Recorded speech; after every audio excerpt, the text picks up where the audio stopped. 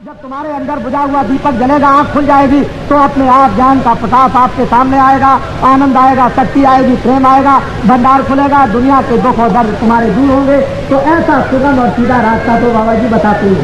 और आपको जब कभी इच्छा हो तो जय गुरुदेव नाम का प्रचार करते हैं हिंदुस्तान में, आप चले आइएगा और ये कहिएगा कि मैं भगवान के रास्ते पर चलकर उस परमात्मा को अपने ज्ञान चक्षु दिव्य नेत्र के द्वारा देखना चाहता हूँ। तो बाबा जी आपको सुगम सीधा रास्ता बताएंगे। कुछ देने लेने की बात कुछ भी नहीं है। और अपने घर में बैठकर ये जरूर है कि जब कभी पास में सत्संग हो तो सत्संग को सुनने के लिए चौमू आ जाए, या उस गांव से आपके इस गांव में आ जाए, या यहाँ से कामौद चले जाएं। पास में कभी सत्संग हो तो वहाँ पर जाना चाहिए, क्योंकि रामायण भी यही कहती है कि हे केवट तुम जाओ, ये तो भजन करने का रास्ता है, मैं तुमको रास्ता बताता हूँ और घर में जाके भजन करना, लेकिन हमारा दर्शन करने के लिए और दर्शन देने के लिए अयोध्या में जरूर आना। इसी तरह से नर नारियों, जब तुमको परमात्मा के पास में जाना है तो थोड़ा सा सत्संग उस रास्ते का सुनना जरूरी है, जिससे कोई सांसारिक बाधा आ जाए या रास्ते में कोई अड़चने आ जाए तो वो हमारे ध्यान और भजन की अड़चने दूर हो जाएं। बाधाएं हमारी भौतिक कामों में आ जाती हैं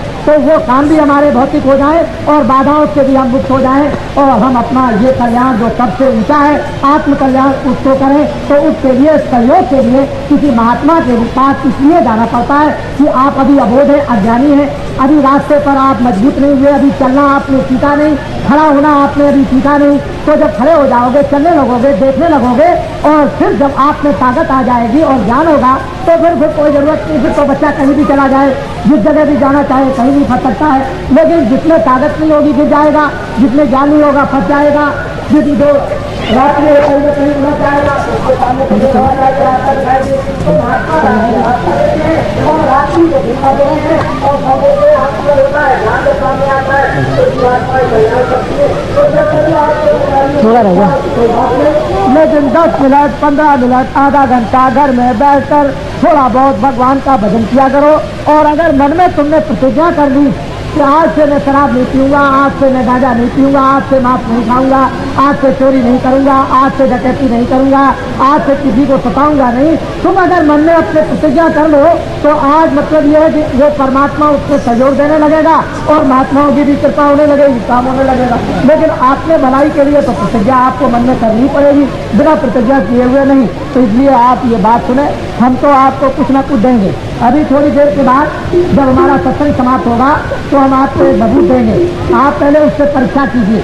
जब भभूत से आपको परीक्षा होगी तो बाबा जी की भभूत से 1 आने हमको लाभ हुआ, 2 आने लाभ हुआ, कोई कहेगा 4 आने लाभ हुआ, कोई कहेगा 8 आने लाभ हुआ, कोई कहेगा 10 आने लाभ हुआ। ये तो आपको शारीरिक लाभ होगा, लेकिन आत्मिक लाभ तो आपको भजन करने से होगा।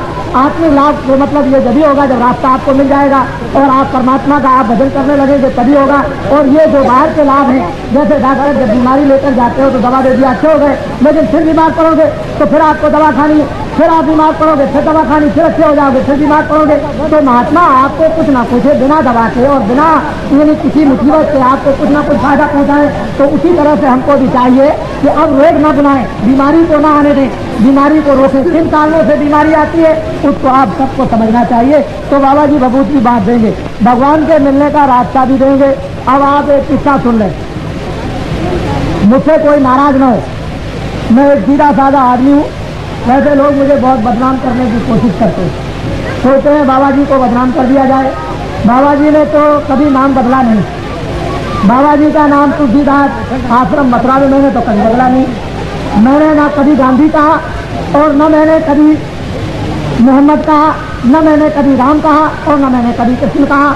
मैं न भगवान बनता हूँ और न मैं महात्मा बनता हूँ, मैं तो आपका सेवक हूँ और बराबर सब जगह यही कहता रहता हूँ कि धोबी का काम करता हूँ। और धोबी की सेवा सबसे छोटी होती है और वो गंदे कपड़े को साफ किया करता है और गंदा कपड़ा साफ करके दे देगा, तुमको प्रसन्नता होगी। तो बाबा जी भी इसी तरह से मन बुद्धि चित्त को धो करके जीवात्मा को धोते हैं, साफ करके देते हैं, फिर आप प्रसन्न होते हो, फायदा आपका होता है, आनंद आपको मिलता है, शांति आपको मिलती है, ज्ञान आपको मिलता है, शक्ति आपको मिलती है। बाबा जी तो इस मुसीबत में फंसे रहते हैं और आपकी सेवा करते रहते हैं। बाबा जी को न भगवान बनने की जरूरत और न महात्मा बनने की जरूरत, सेवादार जरूर है। बाबा जी कोई दूसरा नाम नहीं आपको हमेशा बताते हैं। लेकिन अगर आप कहते हो कि भाई आप राम हो, आप हनुमान हो, आप कृष्ण हो, आप ये हो, आप वो हो, तो बाबा जी किसका मुँह पकड़ेंगे? ये तो आपको समझना चाहिए। बाबा जी तो घर में किसी का मुँह नहीं पकड़ेंगे। कौन किसको राम कहता है, कौन किसको हनुमान कहता है, कौन बालाजी कहता है, और कौन क्या कहता है, और कौन क्या कहता है, कौन चोर कहता है, कौन डकैत कहता है, बाबा जी किस किस काम में पकड़े। तो इसलिए बाबा जी का नाम लिया, बाबा जी का आश्रम मथुरा में, और बाबा जी भगवान के मिलने का सुगम रास्ता बतलाते हैं, और ये गीता रामायण वेद पुराण साहब सनातन धर्म का प्रचार करते हैं। बाबा जी शराब और मांस मछली अंडा और ये चोरी चमारी छुड़ाते हैं। ऐसा काम सारे देश के अंदर घूम घूम करके कर रहे हैं। और देखो जब ये काम लोगों के सामने आ गया तो चारों तरफ व्यंजन में चर्चा हो गई। बाबा जी को तो हिंदुस्तान में कौन जय गुरुदेव नाम से नहीं जानता। आप कहीं भी जाए, काशी में जाओ, द्वारका में जाओ, बंबई में जाओ, आप इधर चले जाओ, कश्मीर की तरफ चले जाओ, आप पूरब में कलकत्ते में जाओ, चारों तरफ जय गुरुदेव नाम से बाबा जी को जानते हैं। बाबा जी को जब जय गुरुदेव नाम से जानते हैं तो बाबा जी को और क्या करना। आप जिधर जाएंगे गांव गांव में, आपके यहाँ देखिए चाहे सारे राजस्थान में किसी तरफ भी चले जाइए, बच्चे बच्चे जानते हैं जय गुरुदेव नाम से, सब लोग जानते हैं। जब पहुंच जाएंगे तो मैं उनको देखूंगा, दर्शन करूंगा, और बाबा जी का वो दर्शन करेंगे। मैं उनको कुछ लाभ पहुंचाऊंगा, उनके पास कुछ रखा होगा मुझे दे देंगे, मेरे पास कुछ होगा मैं उनको दे दूंगा। उनके पास क्या बुराई होगी, गंदगी होगी, मैं उनकी गंदगी को साफ करूंगा। मेरे पास अच्छाई होगी तो मैं उनको अच्छाई दूंगा। एक सीधी सादी बात। इसलिए बदनाम करने की बहुत चेष्टा करते हैं, लेकिन बाबा जी बदनाम नहीं हो सकते हैं। बाबा जी को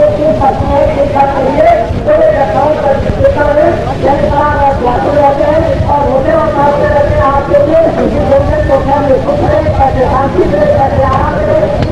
किया तो सूली पे चलना पड़ा। और ये तो आपको मालूम है कि जब ऋषियों मुनियों ने बतलाया था कि कंस तुम्हारे पापों का घड़ा भर गया है तो तुम्हारी बहन से एक ऐसा पुत्र पैदा होगा जो तुमको मारेगा, तो कंस ने अपने बहन द्वारोही को जेल में बंद कर दिया और कृष्ण भगवान का जन्म तो जेल में हुआ था। ये तो आपको मालूम होना चाहिए।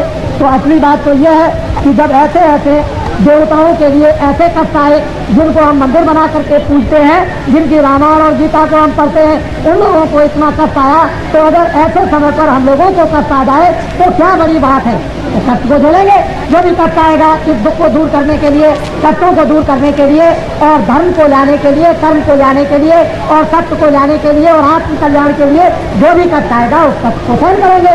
उस कष्ट के लिए महात्माओं का तो वेशभूषा होता ही है। इसलिए आपको ये बात बड़ी समझनी चाहिए कि महात्मा किसके लिए होते हैं, आपके लिए। अगर आपको छोड़कर चले जाएं तो पारिया की चोटी बैठ जाए, उनको क्या जरूरत है। वो तो वहाँ भी ये जो कुछ उनके भाग में वो वहाँ भी कपड़ा मिल जाएगा और एक चित्र मिल जाएगा और आराम से रहेंगे। लेकिन ये समाज डूब जाएगा, ये आत्मा डूब जाएगी, नरकों में 84 में चली जाएगी। तो इसलिए महात्माओं को आप अपना समझें। तो महात्मा हमारे लिए आते हैं, हमारा काम करते हैं, हमारे दुख को हरते हैं, हमारे दुख को सुनते हैं, हमारी व्याधा दूर करते हैं, लोक को बनाते हैं, पर लोक में जीवात्माओं की रक्षा करके पहुंचाते हैं और जन्म मरण से मुक्त कर देते हैं। ये महात्माओं का वेशभूषा इसीलिए हुआ करता है। लेकिन जो इस वेशभूषे को नहीं समझते हैं तो क्या किया जाएगा। तो इसलिए आप हमको तो आप अपना समझें, और मैं तो आपको अपना समझता ही हूँ कि आप सब मेरे ही हो। हमने तो कोई ऐसा उपदेश किया नहीं है कि जात पात का कोई झगड़ा रख दिया हो कि तुम बहुत खराब हो, तुम बहुत अच्छे हो, और तुम छोटे हो, तुम बहुत ऊंचे हो। हमारे पास तो जो भी आते हैं हम सबको गले मिलाते हैं। आप देखते नहीं हो, सबके बीच में घूमते रहते हैं, सबसे मिलते हैं, कोई भी होगा सबसे मिलते हैं, सबसे बात करते हैं और सबकी बात को ध्यान से सुनते हैं और जितना हो सकता है उतना उनको लाभ पहुंचाते हैं। तो इसलिए आप तो समझें अपना और मैं आपको समझता हूँ, और मुझसे जितना भी आप लाभ और फायदा उठाना चाहें हम हर तरह से तैयार हैं। लेकिन ये जरूर पूछूंगा, और कभी समय आएगा पूछने का तो ये जरूर पूछूंगा कि आपको हमसे क्या चाहिए, हमसे आप क्या चाहते हैं, कौन सी चीज ऐसी चाहते हैं, कौन मदद लेना चाहते हैं, किस तरह की सेवा आप हमसे चाहते हैं, किस तरह का काम हमसे चाहते हैं। हम जो भी काम चाहेंगे सब करने के लिए तैयार हैं।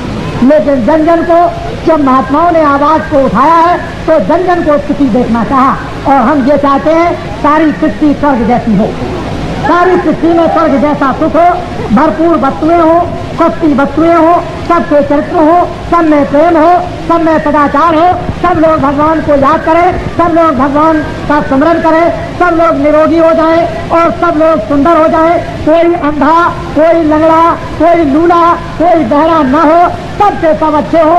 इस तरह की कामना आपके लिए उस भगवान से करते रहते हैं। और ऐसा ही वातावरण बन रहा है कि एक समय आएगा तो लाचार होकर, मजबूर होकर, विवश होकर, मार खाकर और चिल्लाकर कर और रोकर और तड़प कर और जल कर आप धर्म की तरफ दौड़ पड़ोगे और कहोगे अब तो हम धर्म के रास्ते पर चलना चाहते हैं, हमने तो दुनिया सब कुछ देख लिया है, अब सीधा रास्ता हमको चाहिए। तो उस समय पर भी हम आपको गले लगाएंगे और उस समय पर आपको प्रेम करेंगे, आपकी मदद करेंगे, आपकी सेवा करेंगे और ये चाहेंगे कि सबका जनजीवन बिल्कुल सुखमय हो जाए। लेकिन मैं क्या करूं, 70 से लेकर 80 तक मेरी बात को आप नहीं सुनोगे तो वो मुसीबत आपके सिर पर आएगी, वो आपत्ति आपके सिर पर आएगी, वो चिल्लाओगे रोगे जो लिखने में नहीं आ सकता है, इस तरह की आपत्ति आने वाली है। हमने 70 से और 80 तक 81 के अंदर तक आपको बताया। आप ये चाहते हो बाबा जी कल बदल दे, बाबा जी आज बदल दे, बाबा जी 1 घंटे में बदल दे।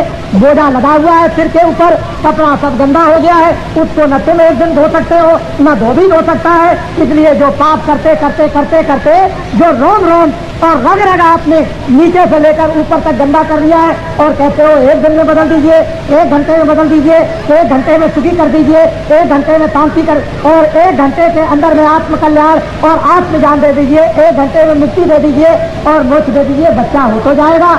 लेकिन तुम बर्दाश्त नहीं कर सकते हो, इसलिए थोड़ा समय तो लगेगा ही। लेकिन 70 से और 80 तक का जो पाठ पढ़ाया वो इसीलिए पाठ पढ़ाया जाता है कि सारी दुनिया के अंदर में एक जन जागरण हो गया धर्म पर चलने के लिए और कर्म को लाने के लिए और सत्य पर और बुराई को छोड़ने के लिए एक अंदर जागरण तो हुआ। मालपुरा से एक आदमी ने आकर के होली पर, मैं मार्च के महीने में होली में 22 तारीख को आपके जयपुर में आ गया था। आपको आश्चर्य होगा कि मैं 20 तारीख को मथुरा में था, एक दिन रह करके और 22 तारीख को आपके जयपुर में आ गया मार्च में, और 22 से लेकर के मैं 28 तक अपने यानी आपके जयपुर में रहा और 29 तारीख को रात को मैं मथुरा पहुंच गया और मैं बराबर मथुरा ही में हूँ। कल मैं रात को फिर वापस जयपुर आ गया।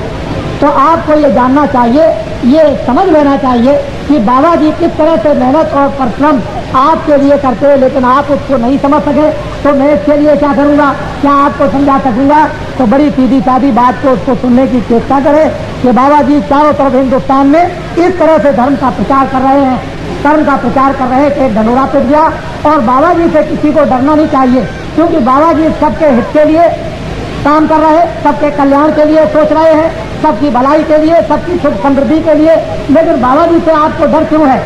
असली डर यह है कि बीमारी आपको आ गई, बाबा जी दवा देते हैं, आप अपनी बीमारी के दुख से रोने लगते हो और बाबा जी को गाली देने लगते हो कि बाबा जी हमारे यानी छेड़छाड़ करते हैं। तो मवाद आपको हो गया और बाबा जी चाहते हैं कि जरा सा इसका मवाद खोल दिया जाए तो निकल जाए, रात को ये आराम से सो जाए।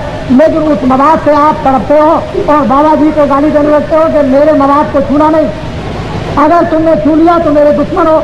महात्मा जानते हैं कि इसका मवाद निकल जाएगा और ये रात को आराम से सोएगा, कोई तकलीफ नहीं होगी। तो ये दुनिया में जन जन में मवाद आ गया और महात्मा हमेशा इसको निकालना चाहते हैं। जैसे ही मवाद निकला और सबको नींद आ जाएगी और दूसरे दिन मलाद पट्टी बांधी जाएगी और 2-4 दिन में फिर ठीक हो जाएंगे, आराम से सोएंगे और रहने लगेंगे मिलजुल कर प्रेम के साथ में, सब ज्यादा इनकी कट जाएगी। तब आपकी समझ में आएगा कि महात्मा कितना परिश्रम करते हैं, कितनी मेहनत करते हैं। तो ये सब के सब बेचारे बीमार और परेशान और दुखी बैठे हुए हैं और ये कुछ ना कुछ लेने के लिए आए। तो बाबा जी को वो भी देने दीजिए और घबराने की कोई बात नहीं है, समय आने पर सब कुछ समझ में आएगा। देखो